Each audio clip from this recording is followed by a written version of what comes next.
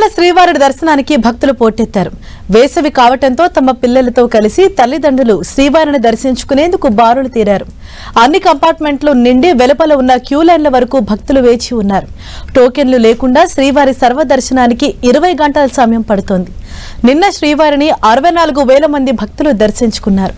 నిన్న శ్రీవారికి హుండీ ఆదాయం 3.68 కోట్లు వచ్చినట్లు అధికారులు తెలిపారు. తిరుమల నుంచి మరింత సమాచారం మా ప్రతినిధి శ్రీనివాస్ అందిస్తారు.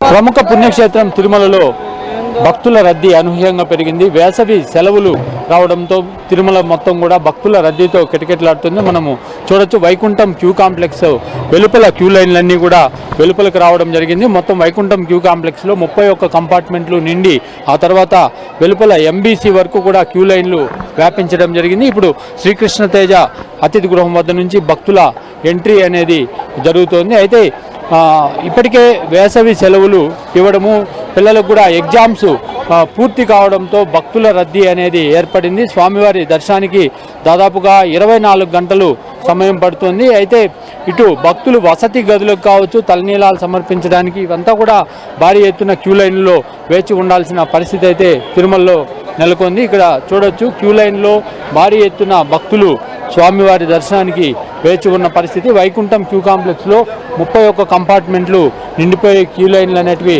వెలుపలకు రావడం జరిగింది. దీంతో ఇటు టీటీడీ కూడా అప్రమత్తమై భక్తులకు ఎటువంటి ఇబ్బందులు లేకుండా, ముఖ్యంగా క్యూ లైన్లలో వేచి ఉండే భక్తులకు మంచినీరు కావచ్చు, ఆహారం కావచ్చు, ఇవన్నీ కూడా అందించడానికి చర్యలు తీసుకుంటుంది. సాధారణంగా వేసవి సెలవుల్లో భక్తుల రద్దీ విపరీతంగా ఉంటుంది.